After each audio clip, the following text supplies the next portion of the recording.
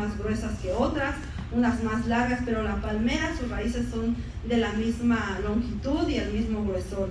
Así es que con ellas puede hacer como un tipo anclaje para que cuando vienen esos vientos, aunque la doblen, puede llegar a tocar el suelo cuando la doblan, pero se vuelve a levantar, ¿eh? Siempre y cuando ella haya echado buenas raíces. De la misma manera, hermanos, nosotros como seres humanos tenemos un proceso, ¿verdad? Que se conoce, le llaman el proceso de que es que nacemos, crecemos, nos reproducimos y morimos. Y así mucha gente lo ve, ¿verdad? Pero cuando a nuestra vida viene Jesucristo, este proceso cambia totalmente. Amén. Ya no solamente nacemos, crecemos, nos reproducimos y morimos, sino que ahora viene el Espíritu Santo y nos empieza a preparar, viene a hacer otro proceso de nosotros para prepararnos para vivir la vida eterna. Amén. La gente allá afuera no conoce de todo esto, así es que viven su vida como si después de esta vida no hubiera nada más, y aquí hay que disfrutar lo que hay. Amén. Y de esto es de que sale el pequeño tema que traigo de tu proceso, ¿te transforma o te deforma? Amén.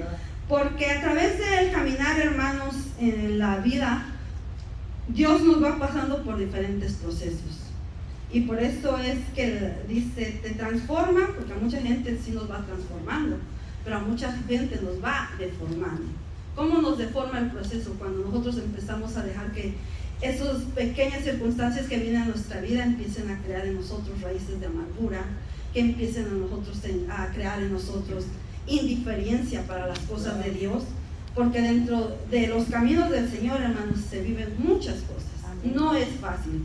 Quien venga y me diga que vivir la vida en Cristo es fácil, que me diga cómo lo hace, porque la verdad los 24 años que llevamos en el Evangelio, yo he podido darme cuenta que no. Y cada vez es un proceso diferente, amén. A veces Dios nos vuelve a procesar de la misma manera porque no pasamos el primer proceso. Así es que yo los voy a invitar, vamos a ver una historia muy bonita, una historia que pues muchos conocemos, que es la historia de Ruth, ¿verdad? Ruth la Moabita. Pero en esta noche nos vamos a enfocar no solamente en Ruth, sino también en su cuñada, Orfa. Y vamos a estar leyendo ahí en el capítulo 1 y el verso 4. Y dice, del verso 3, perdón. Y murió Elimelech, marido de Noemí, y quedó ella con sus 2 hijos, los cuales tomaron para sí mujeres moabitas. El nombre de una era Orfa y el nombre de la otra era Ruth. Pero esto es lo que quiero que prestemos atención. Y habitaron ahí unos 10 años. Y murieron también los 2, Malón y Quelión, quedando así las mujeres desamparadas de sus 2, quedando la mujer desamparada de sus 2 hijos y de su marido. Entonces se levantó con sus nueras y regresó de los campos de Moab, porque oyó en el campo de Moab que Jehová había visitado a su pueblo para darles pan. Cuando leemos la historia de Ruth, siempre nos enfocamos en ella, ¿verdad? Ruth la moabita, que no dejó a su suegra. Y nosotros podemos ver, hermanos, en estas 2 mujeres, porque dice la palabra que habitaron ahí unos 10 años. Tanto Ruth como Orfa habitaron juntas con Ruth y con sus hijos, amén, hasta que las 3 quedaron sin esposos, y por lo que la palabra nos dice, ellas quedaron sin hijos. Y podemos seguir viendo esta historia, hermanos. La Biblia no nos especifica mucho de cómo fue esa convivencia durante esos 10 años, pero yo quiero creer que a través de la vida de Noemí, de su manera de comportarse, de su manera de conducirse, ella pudo testificar de ese Dios al que ella le servía, a pesar de que estaba en una tierra donde no debían estar, pero que ellos salieron, como muchos de nosotros, huyendo de su país porque había hambre, y buscaron otros lugares para poder darle una mejor vida a sus hijos, amén. Así es que tanto Orfa como Ruth pasaron el mismo proceso de conocer lo que Noemí creía, Así es que ahí mismo en el capítulo 12 dice el verso 12 en adelante: volveos, hijas mías, e idos, porque yo ya soy vieja para tener marido. Y aunque dijese, esperanza tengo, y esta noche estuviere con marido, y aún diese a luz hijo, ¿habían vosotras de esperar hasta que fueran grandes? ¿Habían de quedarse sin casarse por amor a ellos? No, hijas mías, que mayor amargura tengo yo que vosotras, pues la mano de Jehová se ha salido contra mí. Y ellas alzaron otra vez su voz y lloraron, y Orfa besó a su suegra, mas Ruth se quedó con ella. Y Noemí dijo: he aquí tu cuñada se ha vuelto a su pueblo y a sus dioses, vuélvete tú tras ella. Respondió Ruth: no me ruegues que te deje y me apartes de ti, porque a donde quiera que tú fueres, iré yo, y a donde quiera que tú vivieres, viviré. Tu pueblo será mi pueblo, y tu Dios será mi Dios. Donde tú murieres, moriré yo, y allí seré sepultada. Así me haga Jehová, y aún me añada, que solo la muerte hará separación entre nosotras dos. Noemí las insta, ¿verdad?, a regresarse. Estaba la ley que le llaman de que ellos podían casarse con un hermano menor de sus esposos para que les levantara descendencia, pero ellos ya no tenían más hijos, más hermanos. Así es que Noemí, pues viendo esa condición de ellas, pues les insta a que se queden, ¿verdad? Pero como habíamos visto, tanto Orfa como Ruth habían visto el testimonio de Noemí. Por eso esta Ruth le dice: tu Dios será mi Dios. Dice: y así me haga Jehová, porque ella había conocido a ese Dios que Noemí adoraba, amén, a través de su suegra.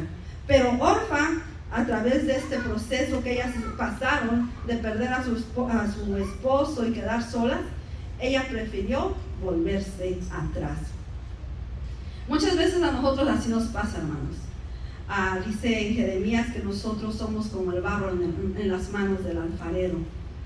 Y muchas veces el proceso que Dios tiene que hacer en nosotros es fuerte, pero no todos estamos dispuestos a soportarlos. A veces nosotros, hermanos, atrasamos el proceso o hacemos que ese proceso sea más difícil por nuestra dureza de corazón. Hay gente que pasa por diferentes dificultades y en vez de doblegarse a Dios, empieza a renegar, amén. Así es que el proceso del barro, ¿quién sabe cómo va el proceso del barro? Nada más lo agarra el alfarero, lo echa agüita y ya lo mezcla. No, ¿verdad? El alfarero empieza desde ir a buscar esa piedra, en que va y saca los terrones, no sé cómo le digan en Centroamérica. Nosotros las partes grandes de tierra les decimos terrones, no sé cómo. Y dice que va el alfarero, busca ese barro, porque hay diferentes tipos de barro, lo lleva a su casa, allá en su casa con un martillo agarra y empieza a pegarle a esa piedra. ¿Para qué? Para hacerla polvo. Amén. A veces nosotros quizás estamos ahorita en ese proceso, el martillo, dándonos. O quizás ahorita ya Dios ya nos hizo un polvo, ya nos está pasando por el lienzo, no sé cómo le llaman ustedes, para poder colar y sacar todas las impurezas, las basuras y todo, para que quede el puro barro limpio. Amén. Quizás a otros ya los está fabricando. Amén. Quizás algunos de nosotros, como dice ahí en Jeremías, nos hemos quebrado en la mano del alfarero y Dios nos está volviendo a hacer. Amén. Así es que a través de la vida, hermanos, a través de la Biblia, hermanos, podemos ver desde Génesis hasta Apocalipsis que Dios siempre ha tenido procesos con los hombres que Él llama. Desde Abraham hasta los apóstoles, hasta nosotros, hermanos. Así es que no crean que nosotros, porque vivimos en la gracia, vamos a pasar eso por alto, amén. Dios tiene un proceso para nosotros y ese proceso es para que nosotros podamos alcanzar aquí, como dice en Efesios. ¿Quieren buscar conmigo? En Efesios capítulo,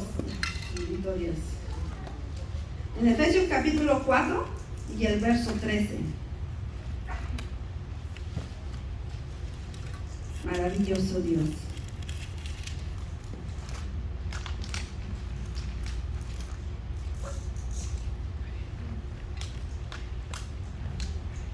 ¿Lo tienen? Dice Efesios capítulo 4, verso 13, dice, hasta que todos lleguemos a la unidad de la fe y del conocimiento del Hijo de Dios, a un varón perfecto, a la medida de la estatura de la plenitud de Cristo. ¿Y cuándo creen ustedes que vamos a alcanzar esa plenitud? Bendito Dios. Mientras estemos en esta tierra, no, hermanos. Esta plenitud la vamos a alcanzar hasta que Cristo venga y seamos transformados o nos llame a su presencia. Amén. Así también, hermanos, como la palmera, ella sigue creciendo y sigue creciendo y sigue creciendo, ¿verdad? Nosotros igual tenemos que seguir creciendo. No sé cuántos de nosotros ya hayamos echado buenas raíces o todavía cualquier vientecito nos tumba. Aleluya. Maravilloso Dios. Una de las historias que me gusta mucho también, hermanos, es el llamado que Dios le hace a David. Un hombre, ¿verdad?, que los describe la Biblia, que era un hombre conforme al corazón de Dios. Y leí en estos días un libro del instituto donde hablaba ahí que ¿por qué a David le habían dado tan honorable título? Un hombre conforme al corazón de Dios. Y decía el autor ahí, será por su realeza, por la majestad que él tenía como rey. Y decía ahí el libro, no, sino que nos los muestra como ese hombre, como ese padre que lloró, que clamó por sus hijos, como ese hombre que pecó y que se arrepintió delante de Dios con un corazón sincero. Nos los muestra la Biblia como ese hombre que falló, pero que se arrepintió, amén. No era un hombre conforme al corazón de Dios porque haya sido un gran rey, sino porque era un gran hombre que verdaderamente se arrepentía. Y me gusta mucho ahí, vamos ahí en Primera de Samuel, el llamado, cuando Dios le hace el llamado, amén, más bien cuando Dios lo unge, porque muchas veces a nosotros nos pasa así. Y vamos a leer el verso 1 y de ahí nos vamos a saltar al verso 6, amén. Y dice, Primera de Samuel capítulo 16, dice, dijo Jehová a Samuel, ¿hasta cuándo llorarás a Saúl, habiéndolo yo desechado para que no reine sobre Israel? Llena tu cuerno de aceite y ven y te enviaré a Isaí de Belén, porque de sus hijos me he provisto de rey. Dice el verso 6, y aconteció que cuando ellos vinieron, él vio a Eliab y dijo, de cierto delante de Jehová estás ungido. Y Jehová respondió a Samuel, no mires a su parecer, ni a lo grande de su estatura, porque yo lo desecho. Porque Jehová no mira lo que mira el hombre, pues el hombre mira lo que está delante de sus ojos, pero Jehová mira el corazón. Bendito Dios, aleluya. Cuando Dios desechó a Saúl como rey, dice la palabra de Dios que Samuel estaba triste, ¿verdad? Porque ahora, ¿quién gobernaría sobre Israel? Dios le dio la misma oportunidad a Saúl que le dio a David, de reinar sobre el pueblo de Dios. Amén. Pero lamentablemente, Saúl desvió su corazón. Así nos pasa a muchos de los que estamos aquí, cuando Dios nos da privilegios y no sabemos, hermanos, administrar lo que Dios nos da, o pensamos que es por lo que nosotros podemos hacer o por lo que nosotros sabemos, a veces nuestro corazón se empieza a desviar y empezamos a darnos la gloria a nosotros sabiendo que la gloria solo es de Dios, amén. Y que la palabra del Señor dice que Él no comparte su gloria con nadie, amén. Y cuando vemos aquí, cuando Samuel va a ungir a David, bueno, más bien él ve primero a su hermano el más mayor, que era un hombre de batalla, preparado, amén, y dice, este es un hombre. ¿Cuántas veces nos ha pasado así, verdad? Que vemos personas que llegan y aleluya, gloria, dice uno, este sí viene bien lleno del Espíritu, pero al primer airecito salió de raíz, lamentablemente. No es que uno lo desee, pero sinceramente, hermanos, a veces vivimos de emociones, amén. A veces no echamos raíces, sino que empezamos a crecer hacia arriba y nuestras raíces quedan por encimita. Y el primer airecito que viene nos saca.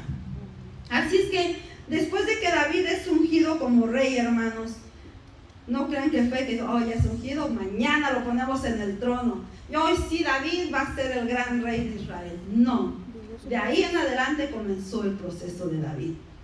Su proceso de trabajar como siervo del rey, su proceso de ser perseguido por el que era rey, sabiendo que ya él era el ungido de Dios como rey, para matarlo. Anduvo aproximadamente 12 años hasta que él pudo verdaderamente llegar a ser el rey de Israel. Pero en todo ese proceso, hermanos, ¿saben lo que me gusta de David? Saúl intentó matarlo muchas veces, pero David no permitió que nada de eso contaminara su corazón. El proceso que Dios estaba teniendo con él, Dios lo estaba transformando. Él no estaba dejando que el proceso lo deformara, sino que lo transformara. Amén. A veces nosotros, hermanos, como les decía hace un rato, vienen procesos, a veces dentro de la iglesia, situaciones. Y a veces nosotros, en vez de verle, Señor, ¿qué es lo que me quieres enseñar a través de esto? Nosotros agarramos el lado negativo y empezamos a dejar que nuestro corazón se llene de resentimiento.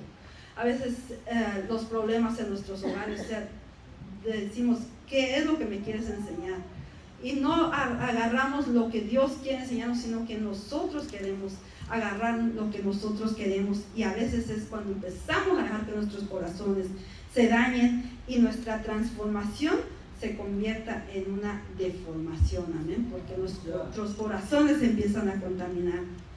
David, a pesar de saber que era el ungido de Dios ya como rey, tuvo 2 veces la oportunidad de vengarse de aquel que lo persiguió, ahora sí que como dicen, por cielo, mar y tierra, para matarlo, porque él sabía que él era el próximo rey.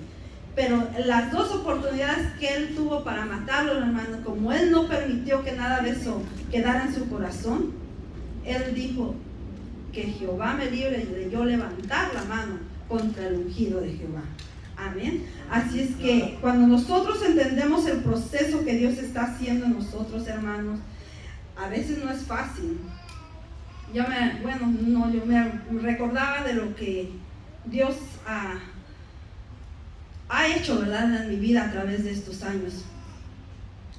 Nosotros, como saben, nosotros trabajamos con el pastor pues mucho tiempo y a veces uno viene a decir, no, pues ya estamos listos.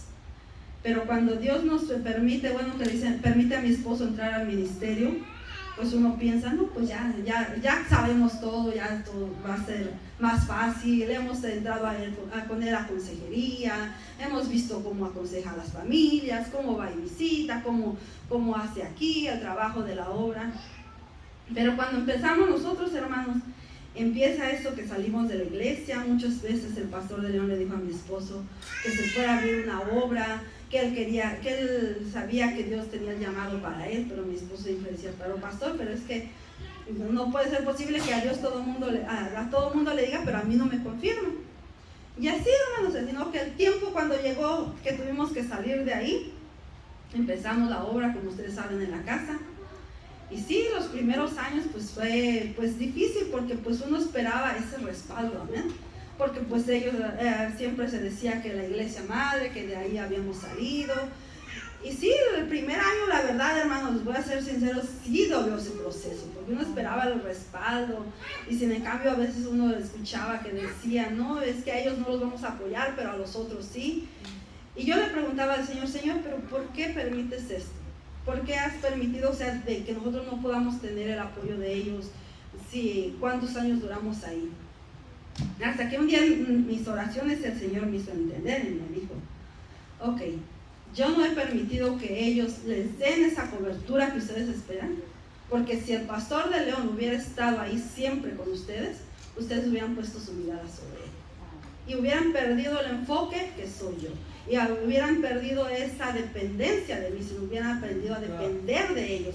Porque el pastor, cuando habló mi esposo con él, dijo, aquí hay sillas, aquí hay bocinas, aquí hay consola, aquí hay sign, váyase a Las Vegas. El pastor anduvo buscando local y todo.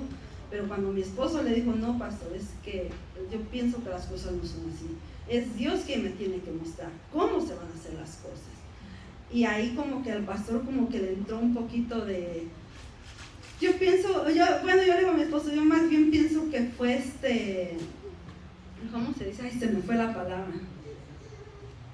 Como que no desánimo, sino que como decepción, porque él tenía ese anhelo, él siempre tenía ese anhelo de alguna obra en Las Vegas.